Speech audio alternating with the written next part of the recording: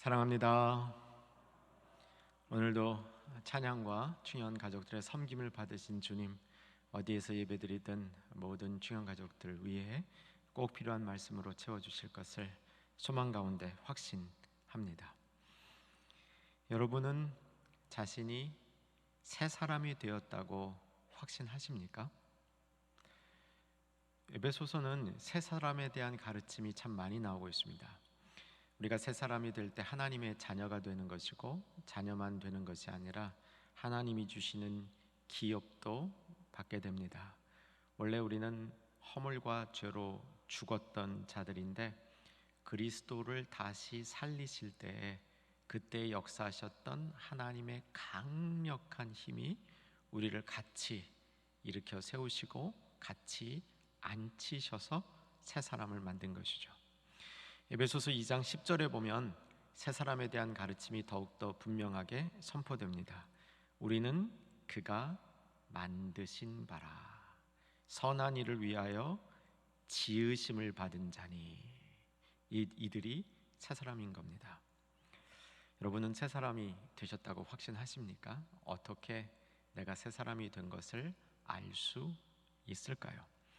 새 사람이 되면 그 새 사람 안에는 성장하고 싶고 성숙되어지고 싶고 성화되어지고 싶은 마음이, 이러한 열망이 생깁니다.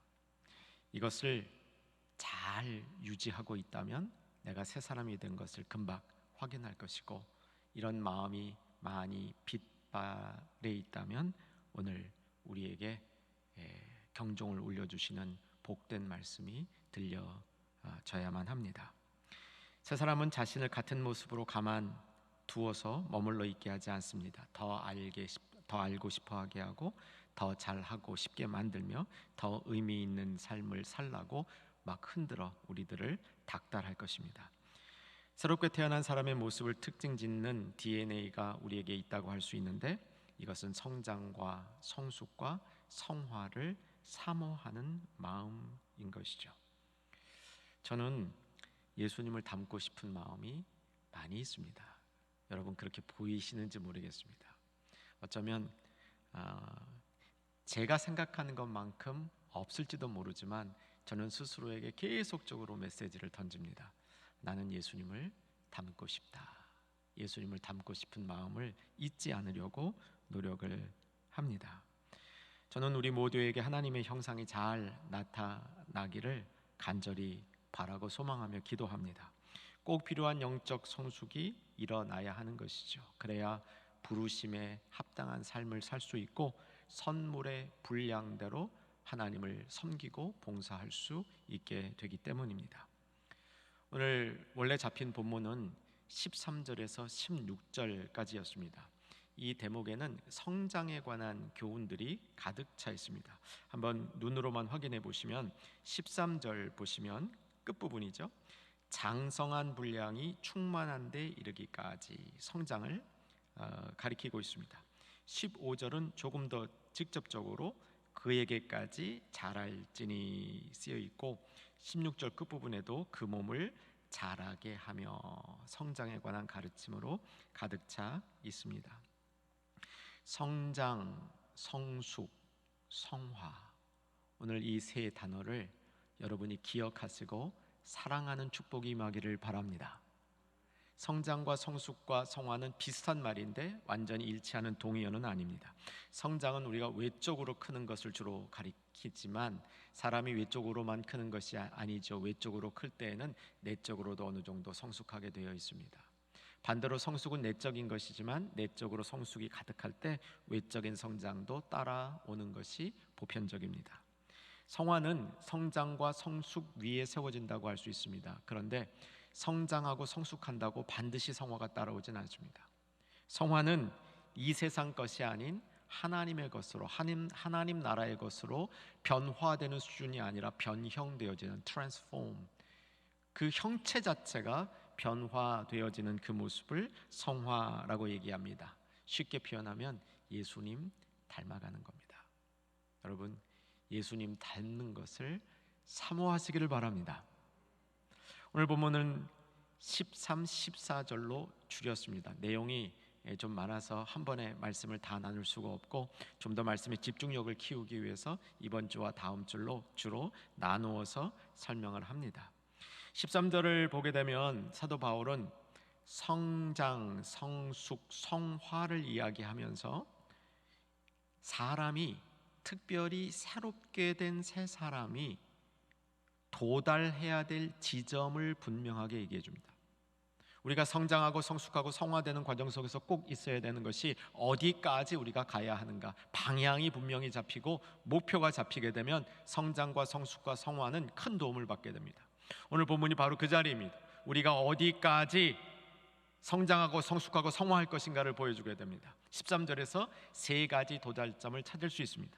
13절의 요지는 13절 끝부분을 보게 되면 까지 이르리니 이렇게 되어 있죠. 이게 요지입니다. 이른다라는 말은 자동적으로 도착한다는 의미가 아닙니다. 여기서 이른다는 말은 애써 도달점을 향하여 가서 그 지점에 힘들게 도착한다, 이런 의미입니다. 그래서 13절의 요지는 어디까지 도달하라 이렇게 볼 수 있고요. 그 도달 지점을 셋으로 설명하고 있습니다.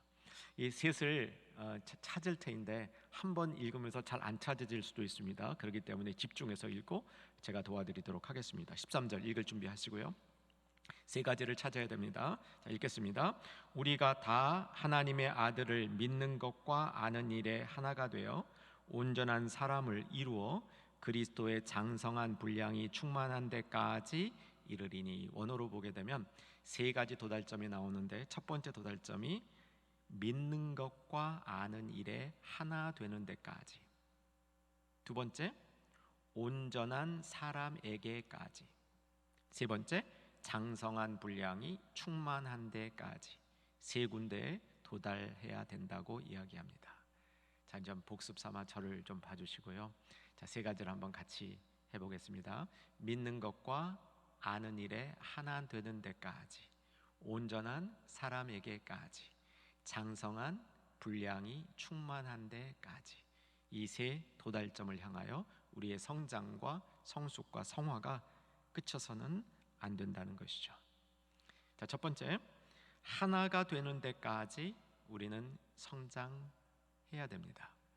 근데 무엇과 무엇에서 하나가 되라고 얘기합니까? 믿는 것과 아는 일에 있어서 하나가 되라라고 설명합니다. 이 말씀의 첫 번째 의미는 믿는 것 따로 아는 것 따로 놀지 말라는 겁니다. 우리가 믿는 바 그대로 알고 아는 바 그대로 믿으라는 겁니다. 우리는 종종 믿는 것은 조금이고 아는 것은 세상적으로 가득 차 있는 경우가 많이 있습니다. 우리가 믿는 것은 파편적이고 우리의 지식이라는 것은 하나님의 지식과는 멀리 있고, 하나님의 지식이 세상을 살아가는 지식과 무관하다고 생각하며 사는 경향이 있습니다. 근데 그렇지 않습니다. 여러분, 세상을 사는 데 필요한 지식들 아는 게 그 근원이 하나님을 아는 데서 시작이 되는 겁니다. 하나님을 알 때 세상 지식도 바로 사용하고 바로 되게 되는 것이죠. 왠지 아십니까? 하나님이 세상을 창조하시지 않았습니까? 하나님의 섭리 안에 세상 것들이 있습니다. 그러니까 하나님을 알지 못하면 사실은 과학도 제대로 알지 못한다고 할 수 있겠습니다. 생활에 필요한 지식들조차도 사실은 하나님을 아는 데서부터 세상에 활용되는 작은 실천적 지식까지도 그 참 의미가 드러난다, 이렇게 믿으시기 바랍니다. 그런데 우리는 믿는 일과 아는 일이 참 별개로 놉니다. 뿐만 아니라 우리가 믿는 것도 체계가 없을 때가 참 많이 있습니다. 우리가 믿는 것이 들쭉날쭉할 뿐만 아니라 믿는 내용들도 참 조그마한 믿음의 조각들 몇 개만을 그저 붙들고 그것을 가지고 신앙생활 전체를 하려고 이렇게 시도해보는 그런 어리석은 성도들이 종종 있게 되는 것이죠. 여러분, 오늘 성장을 꿈꾸라고 얘기합니다. 어디까지 성장할 수 있을까? 첫째, 믿는 것과 아는 일에 하나가 되는 것. 그러니까 내가 믿음 아는 것 따로 놀지 않을 뿐만 아니라 내 믿음이 체계를 갖추고 내가 믿는 것이 중요한 굵직한 체계 안에 반드시 있어서 흔들리지 아니하는 믿음의 체계를 가지고 아는 일에도 하나가 통일성 있게 알아가는 성도, 거기까지 성장하라고 이야기합니다. 사모하시는 분들 마음에 이 말씀을 잘 받으시기를 바랍니다. 새 사람은 성장하려는 열망이 있는 사람입니다. 그 열망이 우리에게 식어 있다면 새 사람의 기운이 많이 쇠진되어 있거나 우리가 새 사람이 되지 못한 경우도 있을 수 있다는 사실을 기억해야 됩니다. 우리가 믿음의 체계를 한번 다 설명할 수 없겠죠. 믿음의 체계에 있는 믿음이라는 게 얼마나 큰 이야기입니까? 아주 굵직하게 몇 가지로만 정리해 보면, 사랑하는 여러분, 체계 있는 믿음을 가지려면요, 첫째, 하나님이 세상을 창조하신 걸 믿어야 됩니다. 창조주를 믿어야 됩니다. 창조주를 믿는다는 것은 그분의 주권을 믿는 겁니다.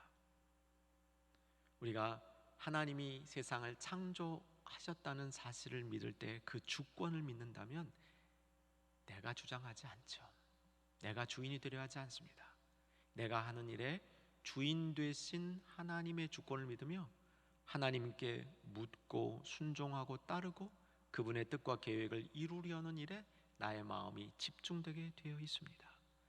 믿는 것과 아는 일에 통일성이 생기는 것이죠. 두 번째, 우리가 정말 하나님을 믿는 믿음이 체계 안에 있다면 하나님이 창조하신 것뿐만 아니라 그가 나를 사랑하시는 것을 믿어야 됩니다. 세상을 창조하신 하나님은 나를 사랑하십니다. 하나님이 나를 사랑하시는 것을 믿는다면 그 하나님이 나를 지키시는 것도 믿어야 됩니다. 하나님의 사랑이 하나님의 보호로부터 우리를 멀게 하지 않는다는 것이죠.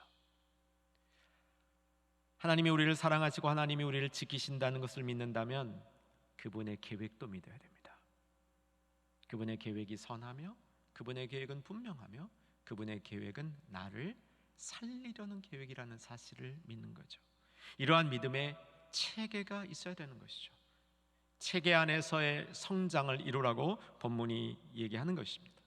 아는 일에 있어서도 체계를 이루어야 됩니다. 여기 본문에서 말하는 아는 일이라는 것은 단순한 지식이 아니라 지식의 강조형 명사입니다. 무슨 뜻이냐면 우리가 알고 있는 지식이 경험화돼야 된다는 겁니다. 우리가 알고 있는 지식이 검증되어져야 한다는 것이죠. 좀 더 나아가면 에베소서에서 지식을 얘기할 때 아주 고차원적인 지식을 얘기하죠. 아마 기억하실 겁니다. 이 지식이 뭐죠? 비밀입니다. 감추어져 있던 게 드러나는 거죠. 감추어져 있는 지식이 드러날 때 우리에게 뭐가 된다? 힘이 된다. 하나님의 생명의 지식들이 깨달을 때 우리에게 힘이 되어진다. 아는 일에 하나가 되는 겁니다. 첫 번째 꼭지를 마치면서 사랑하는 충현의 가족들, 오늘 말씀 앞에 나온 주님의 백성들을 축복합니다. 사랑하는 여러분, 성장하십시오. 새 사람으로 성장하십시오. 하나님의 아들을 믿는 것과 아는 일에 통일성 있게 하나 되게 그 자리까지 성장하기를 사모하는 저와 여러분 되기를 바랍니다. 두 번째 도달 지점이 나타나는데 온전한 사람에게까지, 이제 우리말 번역은 온전한 사람을 이루어 이렇게 되어 있는데 중간 과정처럼 되어 있어요. 근데 원어에는 온전한 사람에게까지, 온전한 사람이 되는 데까지 성장해야 된다라고 얘기를 합니다. 우리 지난주 말씀을 좀 한번 되짚어 보면 11절과 12절이었죠. 사실은 11절부터 시작해서 16절까지가 문장 하나입니다. 편의상 이렇게 몇 개 부분으로 나누어서 보고 있습니다. 11절에서 5개 직분 혹은 은사를 교회에 주셨습니다. 사도, 선지자, 복음 전하는 자, 목사, 교사, 이런 은사를 주셔서 결국 이런 은사를 가진 사람들은 성도들을 준비시켜야 된다, 갖추게 해야 된다. 이게 온전하게 하다. 근데 그 온전하게 하는 것은 스스로 완벽해지는 것이 목적이 아니라 봉사의 일을 하게 하는 것이다. 그래서 더 나아가면 봉사의 일도 최종 목적이 아니고 그리스도의 몸을 세우는 것이다, 이렇게 설명했습니다. 그러니까 성장해야 되는 거죠. 자, 13절에서 온전한 사람이란 말이 또 나옵니다. 여기서 온전한 사람도 완벽한 사람, perfect man을 의미하지는 않는 것 같습니다. 많은 영어 번역이요, 여기서 온전한 사람을 matured man, 성숙한 사람이라고 얘기합니다. 그러니까 문맥에서 보면 온전한 사람이라는 것은 내가 그 상황에서 할 수 있는 나로서는 최선의 것들을 최대치로 해놓고 그것을 주님 앞에 올려드리는 사람, 이런 사람이 온전한 사람이다 말할 수 있겠습니다. 상황 안에서 최선의 치를 할 수 있는 사람이 성숙한 사람이라는 것이죠. 저는 혼자 이렇게 이 말씀을 저한테 적용하면서 도움이 돼서 우리 사랑하는 충현의 가족들하고 나눕니다.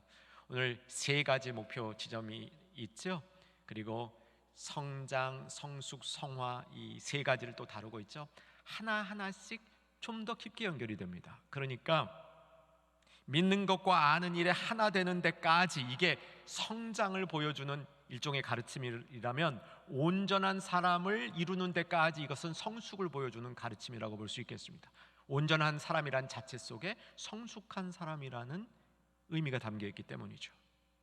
성경 다른 곳에서 온전한 사람이 쓰인 예를 하나 찾아보면 온전한 사람을 이해하는 데 도움이 될 것 같습니다.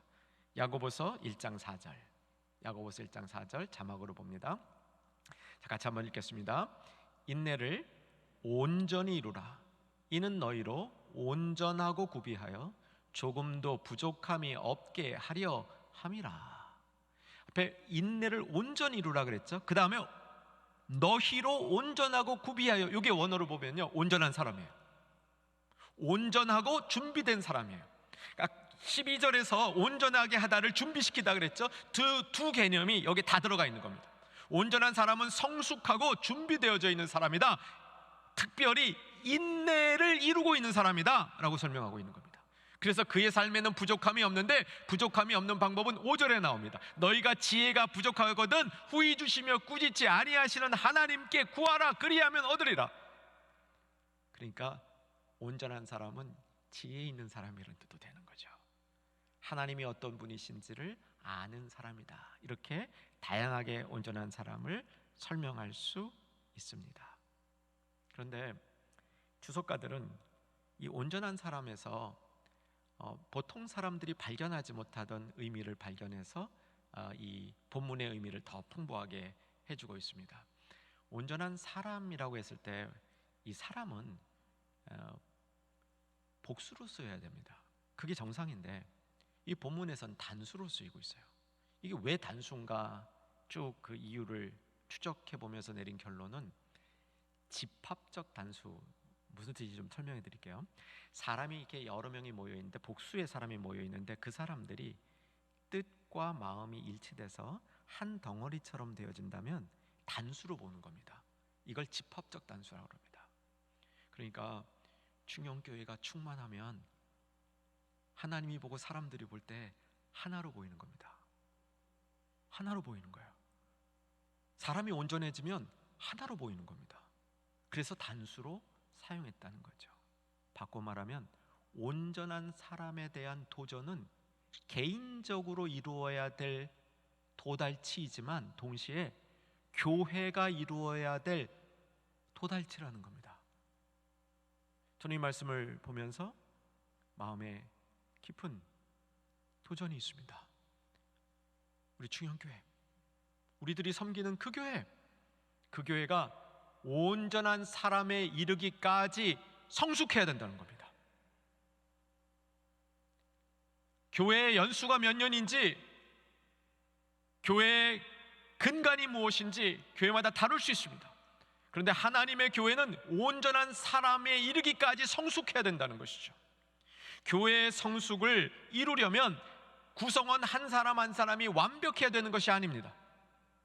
얼마 전 에베소서에서 말씀하신 것처럼 각 사람의 분량대로, 하나님이 주신 은사대로 자신의 그 은사를 최대한 사용하여서 교회를 섬길 때, 그때 그 은사들이 모여진 교회가 온전한 교회가 된다는 거죠. 교회에서 나타나는 미성숙의 대표적인 모습은 성경 지식이 부족하거나 구성원들이 사회적인 위치가 낮아서 혹은 성도들이 가난해서가 아닙니다. 교회의 미성숙의 원인은 교회가 화목하지 못해서 그렇습니다. 하나 된 것이 깨질 때 교회는 온전한 사람에 이룰 수 없다는 사실입니다. 온 사랑의 충현의 가족들, 오늘 말씀 듣는 하나님의 백성들, 교회가 일치될 수 있도록, 교회의 화목을 유지할 수 있도록 자기의 은사의 분량대로 힘쓰시는 모든 교우들 되어 주시기를 주 안에서 부탁드리고 권면드립니다. 세 번째, 도달해야 될 지점은 장성한 분량이 충만한 데 이르기까지 도달해야 합니다. 장성한 분량이 충만한 데 이르는 이 모습을 우리는 성화라고 볼 수 있겠습니다. 그리스도를 닮아가는 거죠. 왜냐하면 여기 이제 장성한 분량이라는 요 표현이 자기의 몸, 그러니까 이제 키가 충분히 커 있는 게 최대로 큰 이 상태를 말하는 겁니다. 어린아이 때는 이제 몸이 충분히 크지 않지 않습니까? 그런데 이제 사춘기를 걸치면서 몸이 쑥쑥 자라서 이제 자기가 클 만큼 큰 분량까지 이루는 거죠. 근데 우리 육체적으로도요, 나한테 정해진 사이즈만큼 못 크는 사람들도 많이 있을 것 같아요. 그만큼 크는 사람도 있지만 그렇지 못 크는 사람도 있을 것 같아요. 그런 분들 보면 좀 답답할 것 같습니다. 만약 여러분의 자녀가 막 커야 되는 그런 시기가 왔는데, 그래서 친구들을 보니까 그냥 뭐 눈에 보기에도 쑥쑥 자라는데 여러분의 자녀가 자라지 않고 그대로 있다고 보십시오. 마음이 어떻겠습니까? 바로 이 오늘 장성한 분량의 충만한 곳까지 자라야 한다는 이 도전은 영적으로 우리 주님께서 우리를 보면서 기대하는 겁니다. 우리가 영적으로 자라지 못하는 모습을 본다면 이 모습을 보는 부모의 마음이 참 아프듯이 장성한 분량까지 자라기를 소망하는 이런 예수님의 마음이라고 볼 수 있겠습니다. 이 장성한 분량은 예수님의 사이즈를 얘기하고 있습니다. 예수님의 사이즈를 얘기하면서 우리도 우리 안에서 최대한 장성한 분량에 이르는데 거기까지 잘할 수 있도록 힘쓰라라고 설명해 주고 있는 것이죠. 여러분, 예수님을 이렇게 바라보고 있으면요, 예수님을 닮아가고 싶은 마음이 생깁니다. 우리가 예수님을 묵상하면서 성화되기를 소망할 때 예수님의 장성한 분량을 바라보면서 저 분량만큼 나도 예수님 닮기를 원합니다. 이런 마음으로 주 앞에서는 저와 여러분 될 수 있기를 주 안에서 소망합니다. 성화는 성장과 성숙 위에 일어납니다. 그런데 성장과 성숙이 아무리 있어도 예수님의 분량을 생각하지 아니하며 그 예수님의 분량 가운데 충만하게 채워지시는 그 충만함을 생각하지 아니하면 우리는 성화에는 이룰 수가 없습니다. 신앙의 목표값이 성화인 줄로 믿습니다. 예수님을 닮아가는 우리의 열정인 줄 믿습니다. 새 사람이 될 때 하나님은 그 새 사람 안에 새로운 DNA를 주시는데 그 DNA가 정말 예수님의 그 장성한 분량까지 나도 커보고 싶은, 내 영성도 그렇게 자라보고 싶은, 그래서 충만함을 누리고 싶은 그 마음을 주시고 허락하신다는 것이죠. 이 충만이라는 단어가 에베소서에 여러 번 나오고 있는데 사실 에베소서를 강의하면서 저는 충만이라는 단어를 그냥 넘어가고 있습니다. 이 충만이라는 단어는요, 가득 채워지는 건데요, 이 가득 채워지는 모습이 특이합니다. 세상에서 가득 채워지면 고이게 돼 있습니다. 가득 채워진 물은 고이게 돼 있어요. 여기서 말하는 충만은 고이지 않는 가득함입니다. 채워져 있는 상태에서 계속 흐르는 겁니다. 계속 변화되는 겁니다. 채워져 있다는 현상과 사실은 같은데 채워져 있는 본질들이 새로운 은혜, 새로운 것으로, 새로움으로 채워지는 겁니다. 여러분, 이런 체험을 맛보시기를 소망합니다. 성화 가운데 맛볼 수 있습니다. 하나님의 그리스도의 장성한 분량에 이르는 데까지 우리가 그분을 닮아갈 때 우리 안에 장성한 분량이 충만함, 채워짐을 경험하게 되리라고 확신합니다. 오늘 본문은 이렇게 세 가지 우리가 도달해야 될 목표점, 이것을 얘기하면서 14절에 이르러서는 여기에 이르지 못하게 하는 범인 하나를 설명해 줍니다. 그 범인은 어린아이입니다. 자, 같이 한번 14절을 읽어보십시다. 어린아이에 관한 이야기인데 단어가 많아서, 어려운 단어들이 많아서 좀 복잡합니다. 그래도 어린아이에 집중해서 읽어보시면 의미가 쏙 들어올 겁니다. 14절 준비되셨죠? 읽겠습니다. 이는 우리가 이제부터 어린아이가 되지 아니하여 사람의 속임수와 간사한 유혹에 빠져 온갖 교훈의 풍조에 밀려 요동하지 않게 하려 함이라. 우리가 성장하고 성숙하고 성화하는 것을 방해하는 요소가 있는데 어린아이가 있다는 겁니다. 그래서 성장하고 성숙하고 성화하여서 어린아이가 되지 아니하도록 힘써야 된다는 겁니다. 그 다음에 어린아이가 어떤 모습이냐를 설명하고 있는데, 밀려 요동하는 삶, 이것이 어린아이가 상징하는 키워드입니다. 영적 어린아이들은 밀려서 요동한다 이거죠. 무엇에? 풍조에, 바람에. 물결이 바람에 이리 밀리고 저리 밀리고, 여러분 이런 관찰 해보셨죠? 물을 보다 보면 바람이 불 때 이쪽으로 흔들리다가 금방 또 반대쪽으로 흔들리는 이런 모습들을 보게 되죠. 물살을 보다 보면 이렇게 흔들려 밀려 요동하는 것이 어린아이의 모습이라고 얘기하는 겁니다. 근데 영적으로 어린아이들은 어떤 바람에 밀려 요동하냐면 온갖 교훈, 온갖 세상의 가르침이라는 바람이 요동한다는 겁니다. 그런데 그 온갖 세상의 요 교묘한 가르침들은 그 앞입니다. 사람의 속임수와 간사한 유혹들로 가득한 것이라고 얘기하는 겁니다. 이게 본문의 내용인 것이죠. 사랑하는 여러분, 이 교훈을 우리가 좀 진지하게 받았으면 좋겠습니다. 우리가 새 사람이 되었지만 내가 원하는, 다른 사람이 기대하는 성숙, 성장, 성화를 이루지 못하고 있다면 주범이 내 안에 있는 어린아이입니다. 그리고 그 어린아이를 내가 붙들고 있는 겁니다. 그 어린아이로부터 성장하려는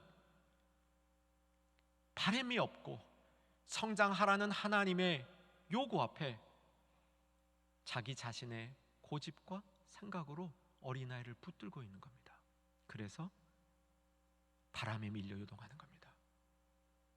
세상 이런저런 정보와 소식에 바르지 못한 그런 것들에 이리 휩쓸리고 저리 휩쓸려서 밀려 요동하는, 하나님의 말씀은 귀를 기울이지 아니하며 하나님의 음성에는 마음을 두지 아니하며 세상의 정보와 세상에 돌아가는 것, 어떻게 분석하고 어떻게 판단하는 것이 바른가, 거기에만 몰두하면서 밀려 요동하는 우리들의 모습을 보여주고 있는 것입니다.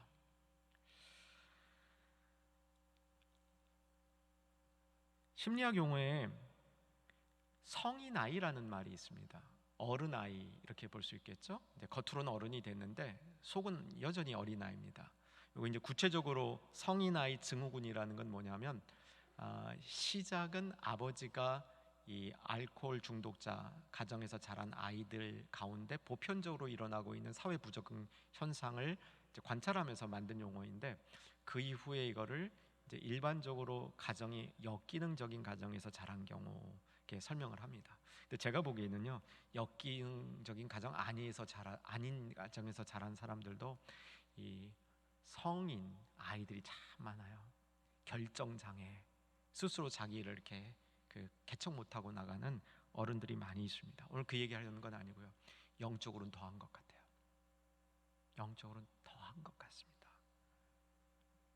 충분한 교회 생활을 했는데, 직분도 받았는데, 다른 사람들은 나에게 기대하는 신앙값이 있는데, 나의 실제적인 믿는 것과 아는 것과 내 안에 있는 온전한 사람의 정도는 장성한 분량은커녕 어린아이의 모습 속에 그저 머물러 있는 우리들의 모습을 발견해야 될 시기라고 생각합니다. 여기서 말하는 어린아이는 한마디로 미성숙한 거죠. 필요한 성장을 이루지 못한 사람들을 가리킵니다. 피터팬 신드롬이라는 게 있어요. 이건 좀 귀여운 겁니다.